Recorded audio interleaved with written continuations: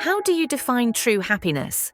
So true happiness. So I think it's different for everybody. For me, I think it's tied up in a sense of satisfaction of having achieved something you set out to accomplish. And typically, the tougher it is to achieve something, generally the happier. True happiness, so for me, would be the balance between myself and my sort of individuality, and then my sort of persona as a dad, relationship with the family, and then how that correlates with my professional life, as in work. So if I can get those three sort of personas in harmony and in balance, then that's true happiness for me. What aspect of yourself do you wish you could improve? So it's more around my organisation skills. So I think in terms of my desk, my workplace, I clean it every week, but it tends to sort of gather clutter, and I just wish I could sort of organise my desk to be a lot cleaner and more minimalistic.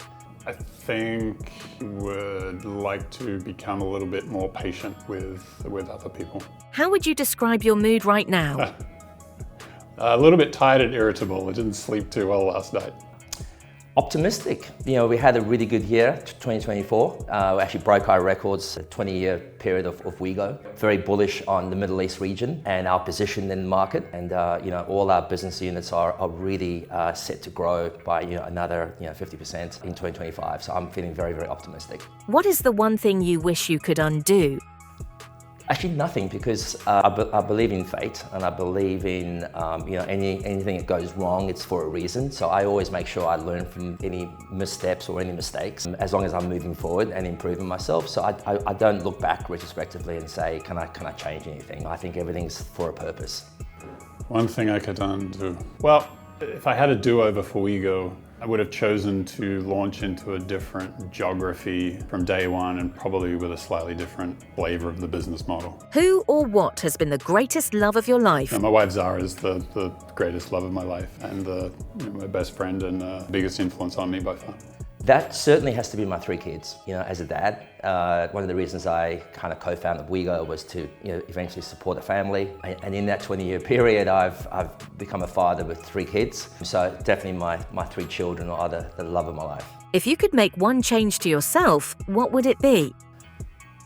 To be probably more data-centric. I sort of skew to the side of creativity and marketing and brand and design. I think in the world of data, that's kind of an area that it's a constant work in progress for me.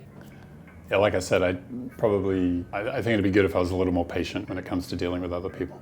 What accomplishment are you most proud of? I think steering WeGo through COVID. So that was a little bit like a bit of a near-death experience for us and many other companies in the travel industry, but we managed to find a way through it. Would have to be WeGo. It's been a long journey, but we co-founded WeGo 20 years ago with just Ross and myself, and now we're edging into close to 600 staff that call WeGo their home and their place of employment. So I think WeGo is definitely the biggest success for me personally. Where would you most love to settle down?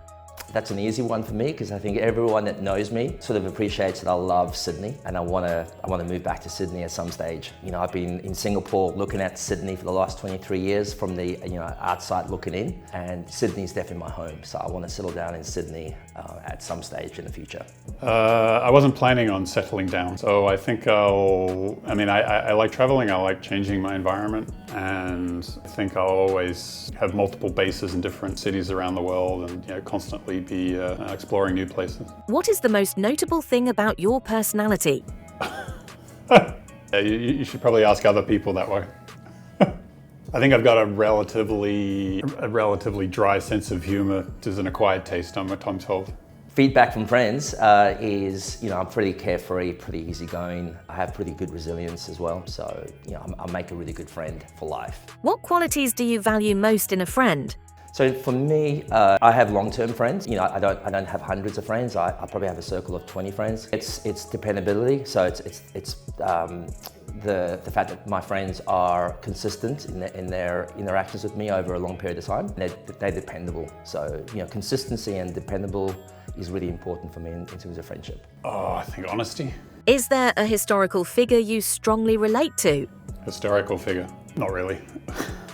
I mean, there's lots of people throughout history that, I admire, from scientists or great thinkers or leaders or politicians, but, not one specifically. No. Yeah, that's an important one for me because I'm South African, and Nelson Mandela.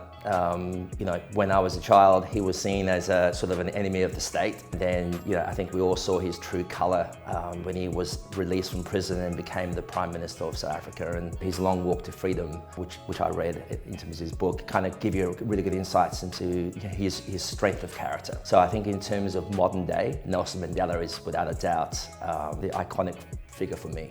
Who are the people you admire in real life? Would have to be my parents. I've seen them, go through tough times. They've got a lot of resilience, as people move from the UK to South Africa, and then they move from South Africa to Australia to give me a better life. And along that journey, it sort of cost them a lot, both financially, but also in terms of, moving away from friends and family. And they've, been great parents to myself and my two brothers. I think the people in real life that I admire the most are the quieter types who just quietly get on and build stuff and keep our world ticking over without necessarily taking a whole bunch of limelight or claiming credit.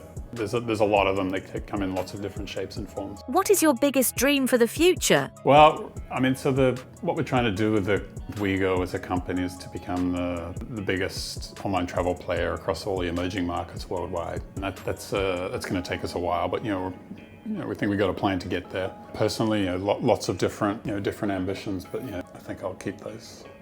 Biggest dream is to see Ouigo to a conclusion, either through an IPO or through a trade sale.